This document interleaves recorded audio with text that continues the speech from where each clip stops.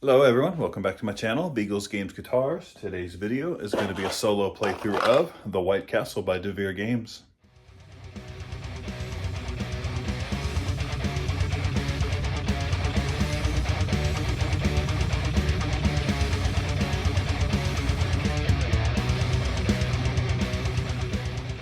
Okay, here is the board. It's partially set up for a solo playthrough. Let me go over some of the setup instructions. So when you're playing against the Automa or the bot, they'll use every single piece from a player color except for the resource trackers, and then you're going to set the board up like you would for a two-player game. So let me get all the dice, which you'll use 3 dice per color. Give them a nice good roll, and then organize them numerically right there, like you would. Don't have to play with the bridge, but hey, I like how it looks. It has a nice pop to it. And they're pretty much going to be driven by a card system that you just draw a card and you look at the previous card and that tells you which dice to take. And then you'll place the dice in that area. If they earn money, they earn it. If they have to spend money, they don't have to spend it. They'll never need resources or need any money to go to any locations. If that location's already blocked by a previous dice, then they're just going to go to the well, which more than likely they're going to earn money. So here is normal setup. There's really nothing different when it comes to doing a two-player setup here. No stacking. You just got to make sure at least 2 different dice colors are available at each location. Any cards that would potentially be earned by the Automa player does not get earned, it just gets discarded.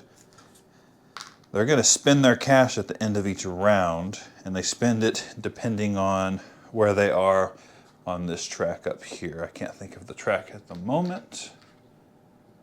It's the Heron track, I believe. Instead of drafting your starting cards, you're actually going to just shuffle them and draw the first one, and that is your setup card here. Same thing with this one, so what you get is what you get. So those are my 2 starting cards. You earn those resources and then place the cards as normal. Automa player does not earn any starting resources. Will never earn any resources or seals. Place my money kind of where you can see it. We're going to let it sit right there below the seals. Couple of quick things. Whenever they go to a garden space, they're going to pick the lowest space they have not already gone to. If they are able to choose between the spaces, you get to pick. And then at the end, when they're able to do garden actions, for every area that they would have been able to take an action, they'll just earn points equal to the round number instead. Same thing goes for spending their money. If they are furthest on this track, they're going to spend every $3 points equal to the round. And if they're behind on the track, they're going to spend $5 and earn points equal to the round. That'll make sense whenever I do it. So there's kind of a sub-phase whenever you're going into the next round, but it's really not that difficult. I think the biggest catch when playing solo is that you're going to draw cards, and if you don't see the dice available, you'll draw the next card. And you're actually going to play the last 2 cards drawn, unless you only drew 1 card, and then it's your turn. That was a big mistake that I was doing. So let's go ahead and just jump straight into this gameplay and see what it's all about. I see a pretty good combo here. There's just 3 dice. So when I take a 3 dice, I get to do my lantern, which will earn me an iron. And I'm going to place that out here. Don't have to spend any money. I do earn a coin in the well action, which will earn me another seal, plus a food, and then plus, it looks like one of everything. That might slightly change my strategy here, but then I also want to spend the seal to go out here to one of the training yards. I want to spend 3 of my iron, place my warrior right out there, and that lets me take a black action available out here. I think I'm going to stick to my guns and earn 2 of those on that track. And that'll conclude my turn. So now we're going to go over to the solo down here. They're just off the simple card system. Flip. Furthest white, or the right white dice. So you'll draft it. They are going to place it in this location between the castle and the training yards. It's a 5 on a 5. They don't earn or spend. They won't earn because they can't. They're going to place a warrior out there in the 1 training yard. And then if they had someone out here, they would have gone up twice. But since no one's there, they can't do that action. And for every action they can't do, they'll gain points equal to the current round number, which is 1. So they already have 1 point on the board. Turn number 2 here. I'm going to slide this dice over, because that's actually the dice I'm going to use. Not earning my lantern. Do have to pay $2. I'm going to take this top action. Doesn't require spinning a seal, so then I get to place someone in the castle for $2 more. Put the money in the wrong place. Starts here at the bottom, and now I could pay 2 or 5 pearl, which I do have 2. We'll go over here. Take this card, slide it there, and then now that card is out. And now they're going to take their turn. They want the middle white. It's not available, so keep drawing. They want the middle orange, so now they will take that. They're going to go to that matching figure. It's available. They don't have to pay the money. So now they're going to take the last 2 cards worth of actions. So they're going to place someone out here in the castle, and they're actually going to jump him up. And I will just pick randomly. Whenever you get to choose, you get to choose. We'll go up and burn this card. Let me draw another one from the deck. Now they're going to place someone out in either of the gardens. That's what that symbol is. And you pick the lowest one. And right now the lowest one is either of these 2. So I'll just place him there for right now. And then they're going to earn 1 of those and 2 points. I'm going to be taking the 5 orange, placing it there, earning $2 for going there. And now I'm going to earn 1 of those, and then I get to spend a seal to go out here to one of the gardens. I would like to spend just 1 food for now, sending a gardener to this top location, earning 2 resources of my choice. We will go in with 2 mother of pearl. Now it's going to be their turn, and I really hope they don't take that left die. Middle black, right. Let's flip this card over. These aren't flipped the right way. Right black. Now they want to go to her. That location is taken. So they'll go to the garden. They're actually going to earn $5. And the last 2 cards that were played, we'll be placing basically 2 people out there. We'll go ahead and just do those. And they're going to earn a total of 3 of those and 4. Wow.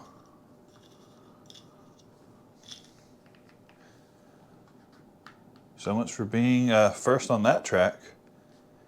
So now we're going to go into this cleanup phase here, where they're going to look out here and switch roles.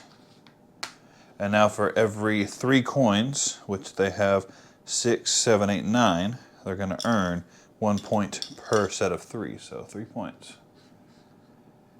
And then now we're going to look out here at the gardens. For every garden that they could activate, they will earn a point equal to the round number. I am actually able to activate this one, and I think I would like 2 iron.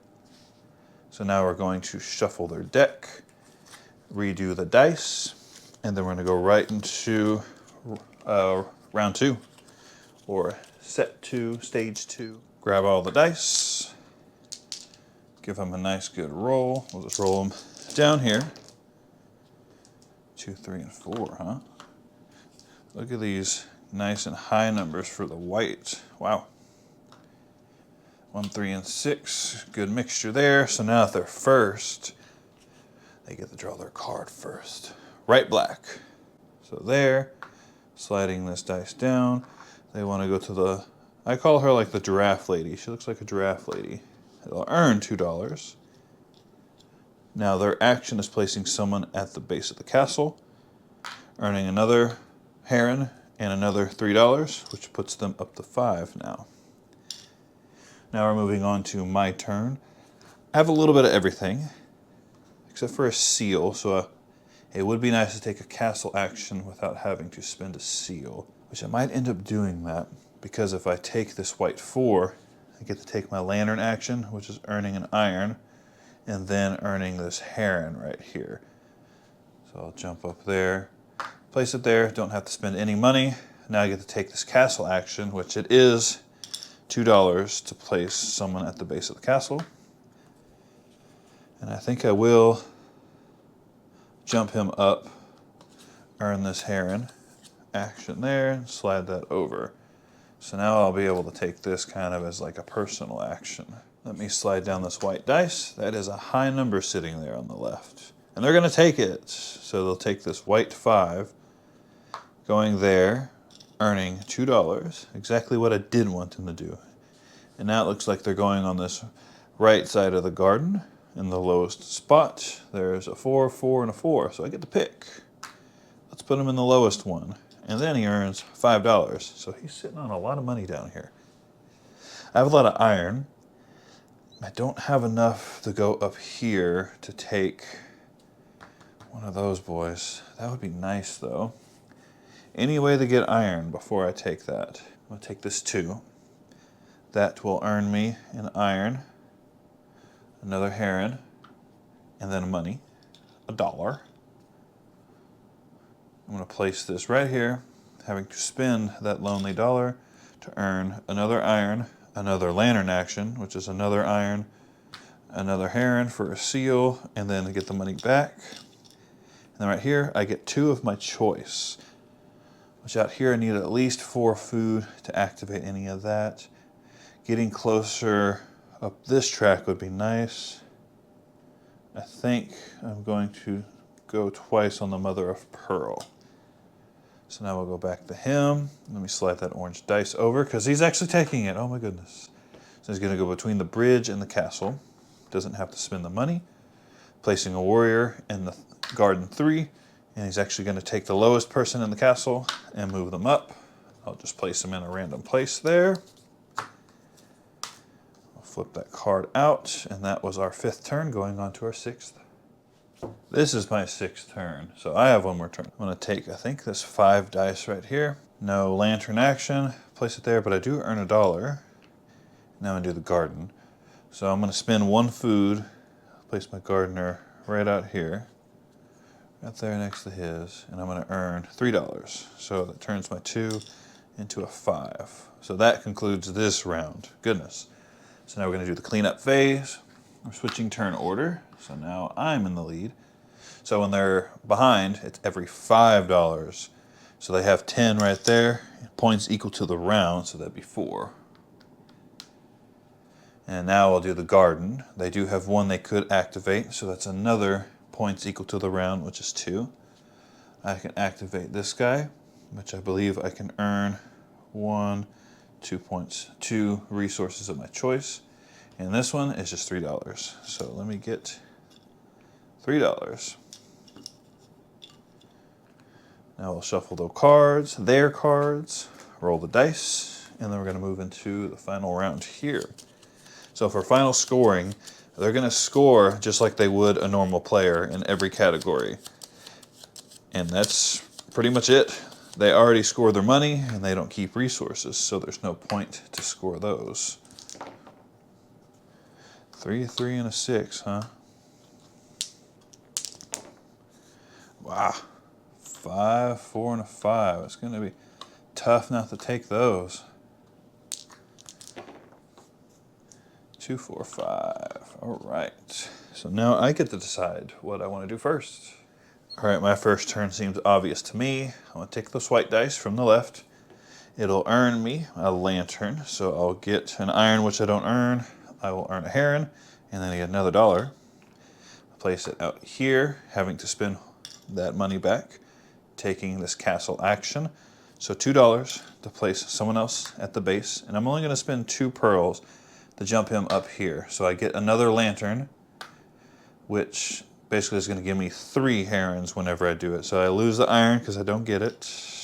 maxed out, get the money, and then I'm going to get 3. So I'm very close to jumping into that next category there. And now they're going to go, they're going to take the left black dice, place it between the castle and the training yards. They're going to place another worker out here, and now they're going to earn 2 and $1. Now we'll go into our 8th turn. I think this next turn ended up working out really nicely for me, so I'm going to take this black dice here. Gives me a lantern action, lose the iron, but then I do get a heron. Earns 2 dynamo seals for going into this category, and then I still earn $1. So it's 5 dice, goes out here, earning 2 more dollars. Now I have to spend one of those seals to go out to the training yard. I will spend 5 of my iron to send a warrior out to the 5th training space, earning me 3 mother of pearl, and then I get to take a garden action. And right now, I don't quite have enough to do that, but there is a little trick I could do. So let me earn this before I technically took that action, which will give me $1, and then the well, which will earn me another seal, a food, and then 1 of each. So now I have enough. So I could go here. Should I put another person out there to combo back? So I'm going to spend the 4 food I have, place my gardener. Out here lets me spend 3 of my dollars to go to the castle again. So 2 more dollars.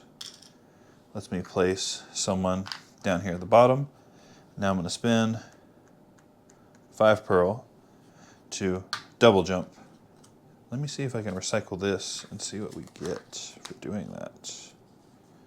I jumped my people out of the way, sorry.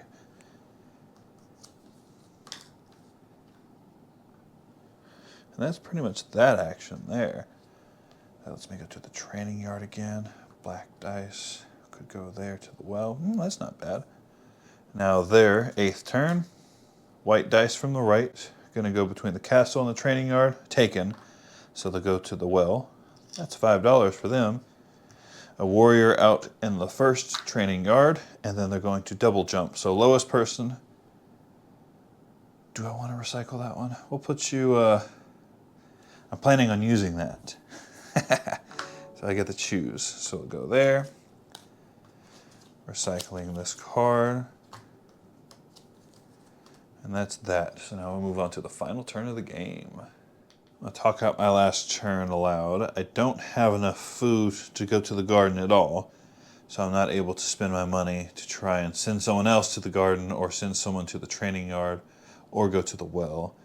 So I'm thinking of still going here with the white dice to basically go to the level 3 training yard and then take a black action. So I'm going to take the leftmost white dice. That'll earn me an iron, another heron, another $1, and then finally my first point of the game in the last turn. Out here, I have to spend that $1.